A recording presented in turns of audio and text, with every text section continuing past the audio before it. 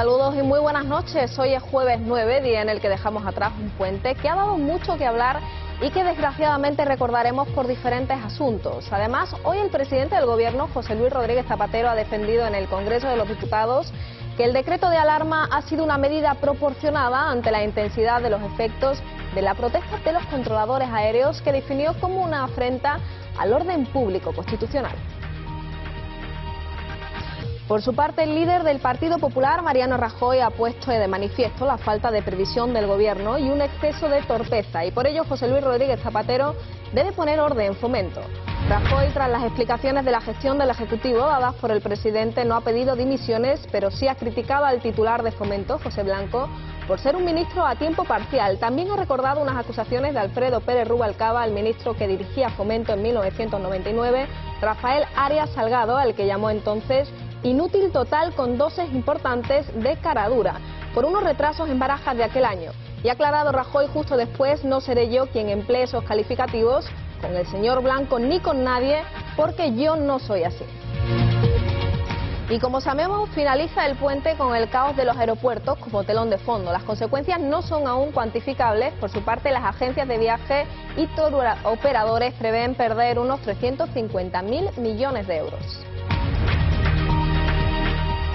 Este cálculo hace referencia al dinero que tendrán que devolver a sus clientes afectados por las cancelaciones de vuelos, tanto las agencias de viaje catalanas como los tour operadores en toda España, integrados en ACAB, y que son el 90% del total. Además, el mal tiempo está complicando la operación regreso en el aeropuerto de Barajas, y en el que no hay problemas por el control del tráfico aéreo, ya que están en sus puestos los controladores convocados para gestionar los 1.208 movimientos programados.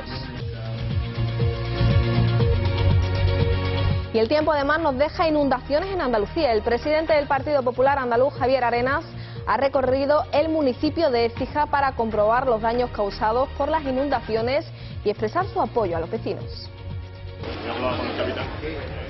Javier Arenas pidió ayer al gobierno andaluz que se construya un grupo de trabajo con carácter de urgencia para analizar las propuestas del futuro y el cumplimiento del plan de prevención de la avenida inundaciones tras los efectos del temporal e inundaciones ocurridos en Andalucía. Además, otras noticias ocupan la actualidad de este 9 de diciembre. Se lo contamos en titulares.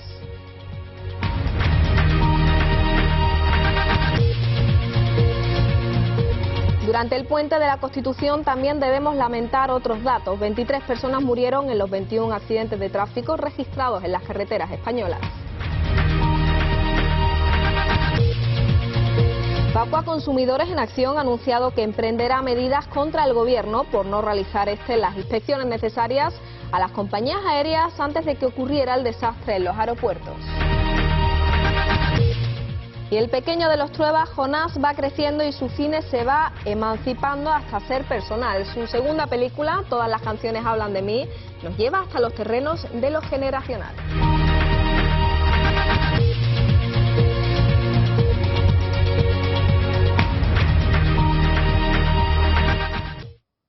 Tensión en el Congreso de los Diputados. El presidente del Gobierno ha comparecido en un pleno extraordinario para explicar las medidas adoptadas por el Gobierno ante el desastre ocurrido tras la huelga de los controladores aéreos.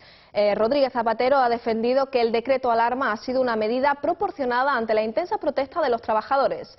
Al jefe del Ejecutivo le han llovido las réplicas. El líder de los populares ha tachado la situación de imprevisión, ya que era una situación verdaderamente previsible que finalmente ha terminado afectando a muchos ciudadanos. El presidente del Gobierno ha defendido que el decreto de alarma fue una medida proporcionada ante la intensidad de los efectos de la protesta de los controladores. En su comparecencia ante el Pleno Extraordinario para explicar las medidas adoptadas, Zapatero ha afirmado que el Ejecutivo agotó todas sus posibilidades de actuación antes de poner en marcha el decreto de alarma por primera vez en la democracia. El Gobierno agotó sus posibilidades de actuación mediante medios menos excepcionales, cumpliendo de modo estricto con el principio de proporcionalidad que subyace a la previsión del estado de alarma. El Gobierno, para hacer frente a la situación de calamidad pública que ha afectado a un servicio esencial en nuestro país, como es el transporte aéreo, dictó en el plazo de 24 horas 3 normas que progresivamente han ido dando respuesta a la gravedad creciente de los acontecimientos. El jefe del Ejecutivo ha señalado que habrá que esperar a la resolución de los 430 expedientes por presuntas infracciones a la Ley de Seguridad Aérea para saber la gravedad y el alcance de las responsabilidades. El presidente del Partido Popular, Mariano Rajoy, ha respaldado las decisiones del Gobierno en la resolución de la crisis de los controladores, pero ha calificado la declaración del estado de alarma como equivalente a una declaración de impotencia. Es un inútil total, con dosis importantes de cara dura, porque siempre encuentra... Silencio, por favor. Porque siempre encuentra una excusa para no asumir sus responsabilidades. Señorías, no seré yo quien emplee estos calificativos con el señor Blanco ni con nadie. Tan cariñosos epítetos fueron los que dedicó don Alfredo Pérez Rubalcaba a un ministro de Fomento por unos retrasos en el aeropuerto de Barajas en el año 1998.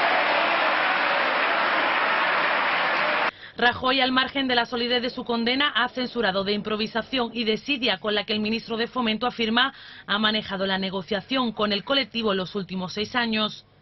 Por último, Rajoy ha destacado que resulta curioso que haya tenido que llegar Zapatero al Gobierno para que en España se aplique el estado de alarma a un conflicto laboral. Así lo ha hecho el Gobierno. Y el vicepresidente primero del Gobierno y ministro del Interior, Alfredo Pérez Rubalcaba, ha asegurado esta mañana que tras el caos aéreo causado por los controladores aéreos será la justicia la que diga si hay que pagar y, en su caso, quién paga. Los controladores han formado parte de nuestra vida, por cierto, no para bien. Bueno, pues de lo que se trata es de que ahora ya eso no pase y que el controlador pase a ser pues como un maestro, como un médico o como usted o como yo.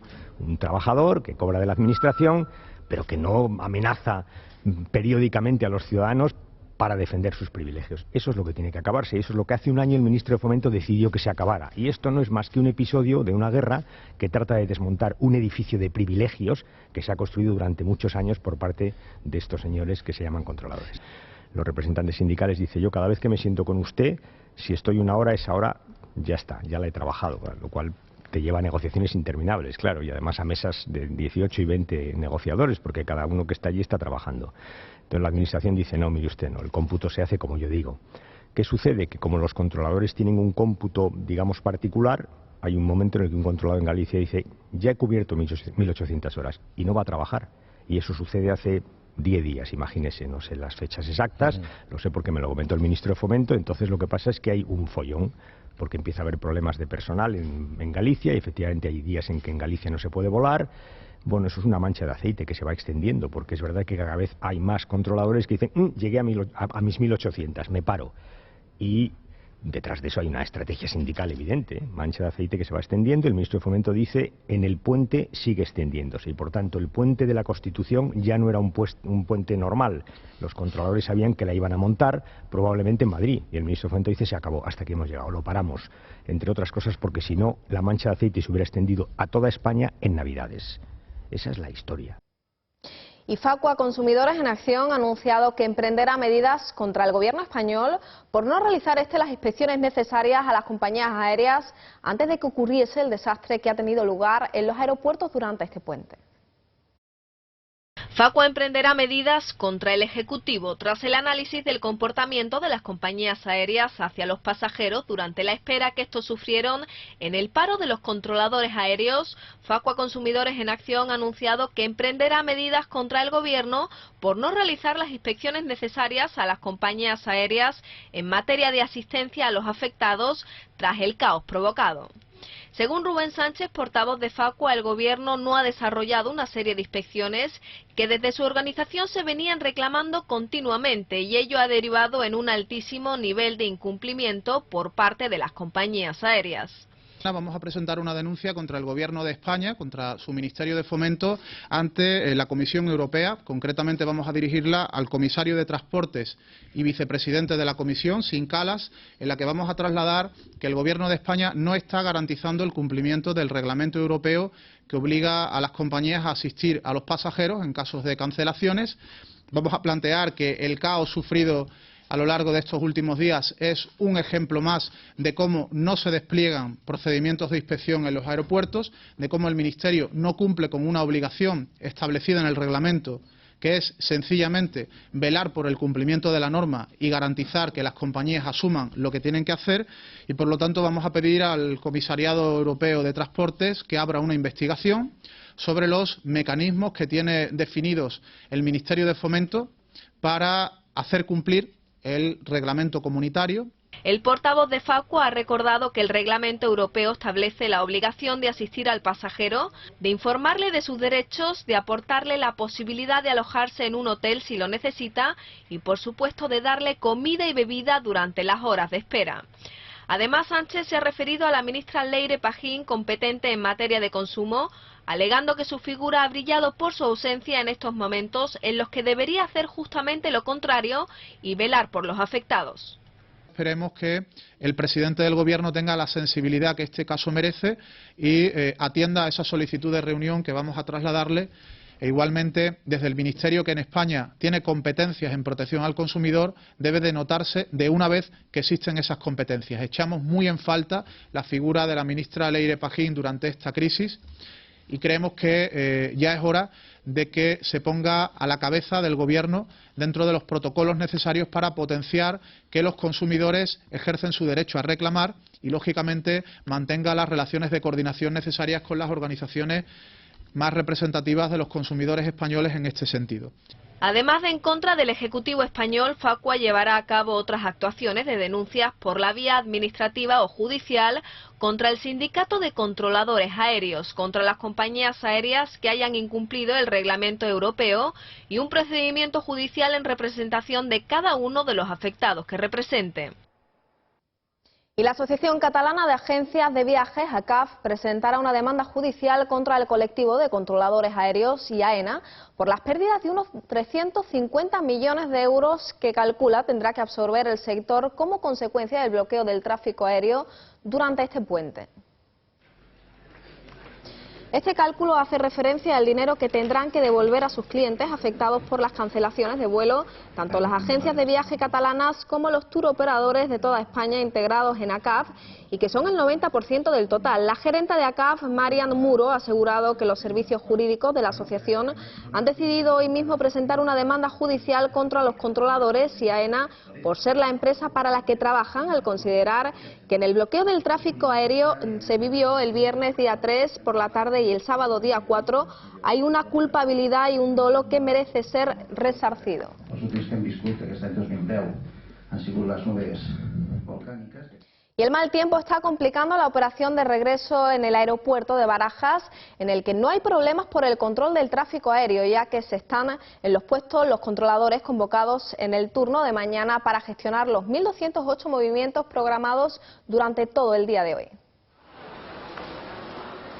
Las terminales del aeropuerto madrileño han recuperado la normalidad y su aspecto es el de cualquier jornada festiva de regreso de un puente, excepto en los mostradores de atención al pasajero, donde se siguen presentando reclamaciones.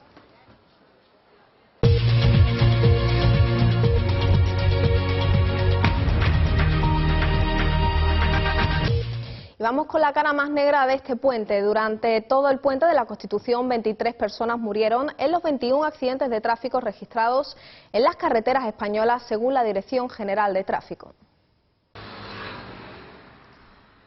Son 2 fallecidos menos que en 2009, un descenso importante teniendo en cuenta que entonces el puente fue de solo 4 días y este año ha durado 5. El recuento incluye los siniestros registrados entre las 15 horas del pasado viernes y las 20 horas de ayer. Además, 10 personas resultaron heridas graves y 8 leves. El año pasado el balance de víctimas mortales a las 12 horas aumentó hasta las 29. Y de esas 23 personas, 3 han muerto en los 3 accidentes mortales que se han registrado en las carreteras madrileñas desde que comenzara la operación especial del Puente de la Constitución y la Inmaculada a las 15 horas del pasado viernes hasta las 20 horas de hoy. 2 de los accidentes mortales ocurrieron el sábado en sendos siniestros registrados con pocas horas de diferencia, uno a las 5 de la madrugada y el otro a las 8:30 de la mañana. El primero tuvo lugar en la A42 a la altura de Torrejón de la Calzada, donde un Peugeot 307 y un Mercedes 513 colisionaron frontalmente, provocando el fallecimiento de un hombre de 32 años y un herido leve de 34. Este accidente se debió, según las primeras investigaciones, a la distracción o al cansancio, al igual que el segundo, que tuvo lugar poco después, a las 8:41 horas, en el kilómetro 5,5 de la carretera M45, a la altura de Getafe. Y otra de las caras amargas de este puente, las fuertes inundaciones. El presidente del Partido Popular andaluz, Javier Arenas, ha recorrido el municipio de Écija para comprobar sus daños causados por las inundaciones y expresar su apoyo a los vecinos. Javier Arenas pidió ayer al gobierno andaluz que se constituya un grupo de trabajo con carácter de urgencia para analizar propuestas de futuro y el cumplimiento del plan de prevención de avenidas e inundaciones tras los efectos del temporal e inundaciones ocurridos en Andalucía. Arenas explicó que este plan se pone en marcha en 2002 con financiación en 2015 y asegura que todavía no hemos visto que se lleve a la práctica. Del caso de Écija, Arenas recalcó que estamos hablando de un problema muy importante. Solamente en Écija son 800 viviendas afectadas y más de 3.000 personas afectadas. El presidente del Partido Popular en Andalucía recordó que se hizo una obra importante de contención anti-inundaciones en 1997 y está pendiente todavía la obra de Arroyo Argamasilla, que no se ha concluido. En su opinión, los cambios orgánicos que se han establecido en materia de aguas con la Agencia de Andalucía del Agua no han ayudado en absoluto a la eficacia del servicio.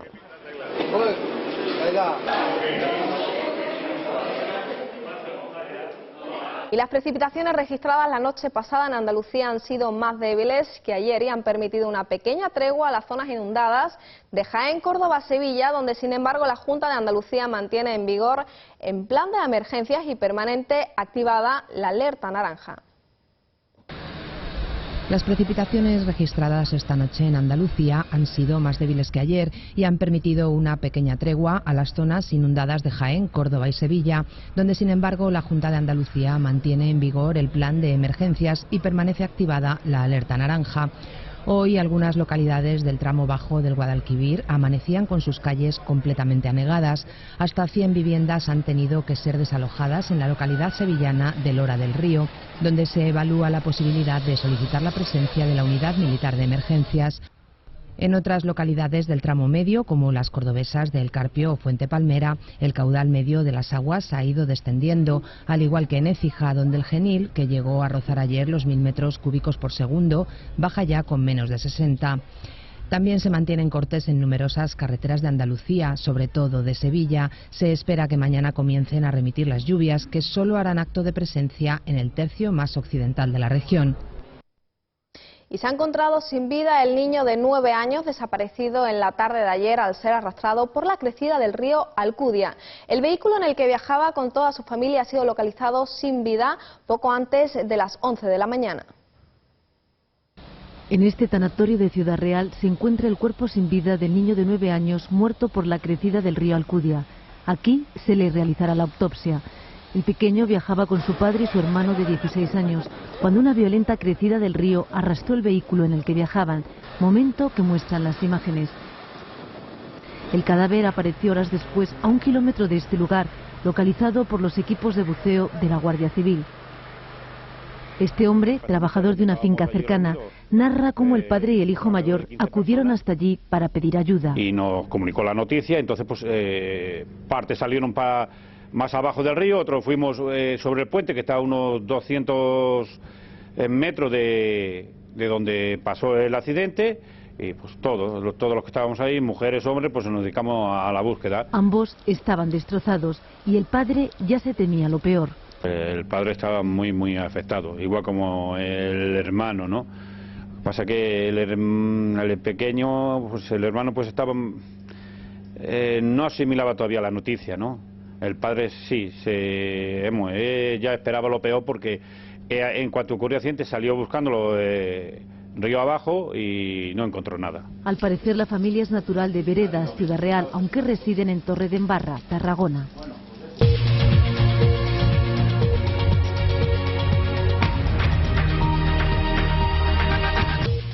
La percepción que los ciudadanos tienen de la situación económica ha mejorado ligeramente en el último barómetro del CIS. Sin embargo, son otras las problemáticas que quitan el sueño a los españoles. El paro sigue como principal preocupación para el 79,5% de los ciudadanos, seguida de las problemáticas y de los problemas económicos y con un repunte del terrorismo.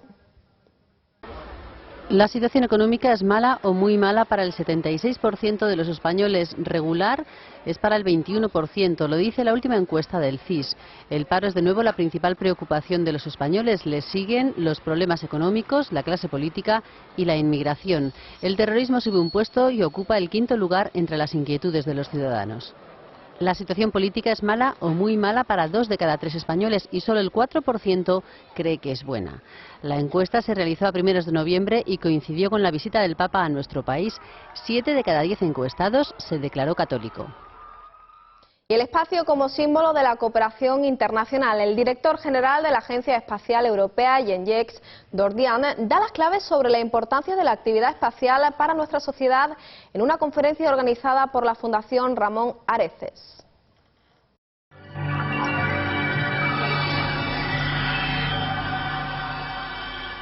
¿Qué sucedería si un día todos los satélites espaciales se apagaran? Descubriríamos la importancia que tiene el espacio en nuestras vidas. Así lo asegura Jean-Jacques Dordian, director de la ESA, la Agencia Espacial Europea. Son algunas de las claves que ha dado en una conferencia organizada en Madrid por la Fundación Ramón Areces. Actualmente no podríamos vivir sin actividad espacial, algo de lo que no siempre somos conscientes. GPS, navegar con el móvil, ver la previsión meteorológica, recibir la imagen de la final del Mundial de Fútbol desde los satélites. Creo que la actividad espacial ha cambiado totalmente nuestra forma de vida en la Tierra. Los satélites también tienen un papel fundamental en la prevención de catástrofes naturales. La Agencia Espacial Europea estudia las corrientes oceánicas, investigaciones que han destapado causas del deshielo del Polo Norte, un avance en la lucha contra el cambio climático. Tenemos que impulsar la tecnología a todos los niveles. Cualquier progreso en tecnología es progreso en la competencia de la industria europea. La idea de espacio siempre ha estado ligada a la investigación, a la exploración, al astronauta, a algo inalcanzable, pero cada día está más cerca del ciudadano de a pie. El turismo espacial ya ha llegado, aunque de momento solo es accesible para unos cuantos. Una semana en el espacio podría costar de 20 a 30 millones de dólares. Pero estoy seguro de que los precios bajarán y habrá más y más turismo espacial. El espacio es el símbolo de la cooperación internacional. Muestra de ello es la colaboración entre países en busca de nuevos horizontes, de indagar más en el universo, en otros planetas, en el futuro del nuestro, la Tierra.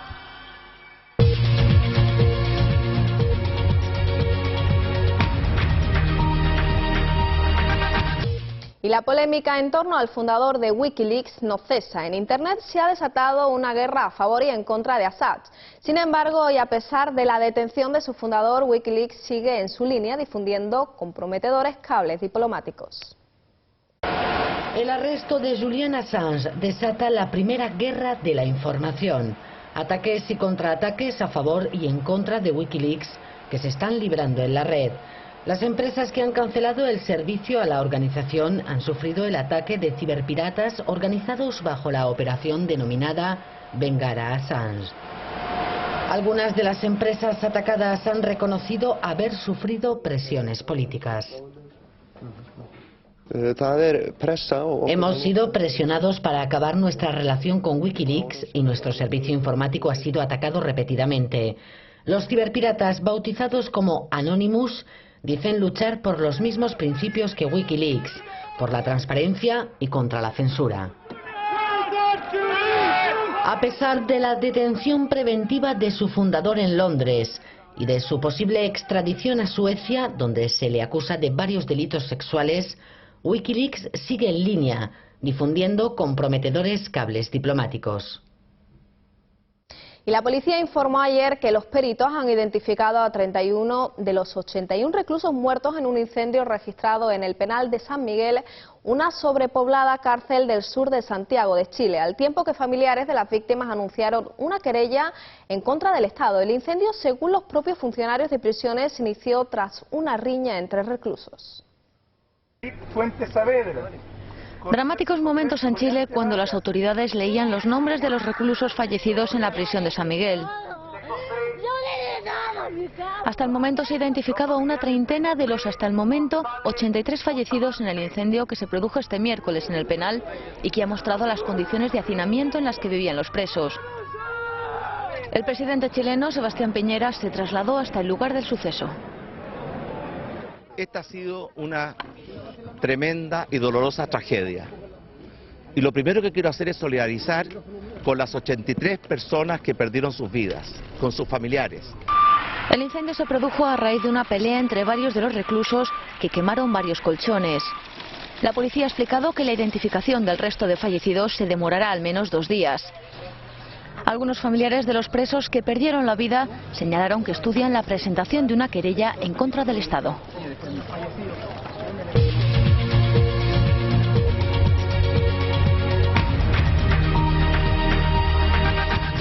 Y conocemos ya el tiempo para la jornada de mañana.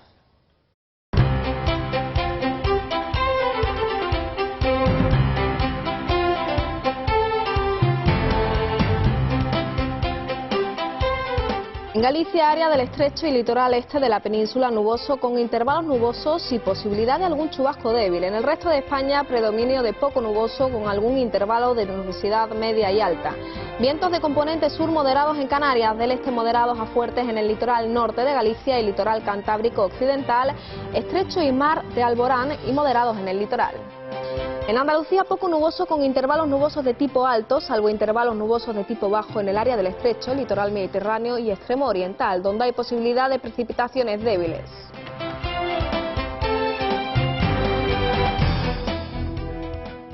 Y el pequeño de los Trueba, Jonás, va creciendo y su cine se va emancipando hasta ser personal. Su segunda película, Todas las canciones hablan de mí, nos lleva hasta los terrenos de lo generacional. ¿Tú sigues con Andrea? Lo hemos dejado. ¿Y qué tal lo llevas? Dicen que tardas en recuperarte la mitad del tiempo que haya durado la relación. Todas las canciones hablan de mí es una historia de desamor, y eso que por la vida de Ramiro, el protagonista, pasan hasta 4 mujeres diferentes. Jonás Trueba no escarba en el dolor de una ruptura, sino que busca reflejar el desconcierto y la confusión que siguen a una experiencia como esa. ¿Has escrito una carta de amor alguna vez? ¿Por qué me preguntas eso ahora? Porque no has escrito una carta de amor en tu puta vida. Es lo que decía Pessoa. Las cartas de amor son ridículas. Pero al final los que son ridículos son los que nunca han escrito cartas de amor. Canciones, citas literarias y, como no, clásicos del cine ayudan al protagonista a reflexionar sobre el amor. Oriol Vila y Bárbara Leni son los jóvenes rostros que acompañan al hijo de Fernando Trueba en su segunda aventura cinematográfica, que llega a los cines este viernes. Bueno, y una fantástica invitación para ir al cine este fin de semana y nosotros ya nos despedimos hasta mañana. Disfruten de lo que queda de noche.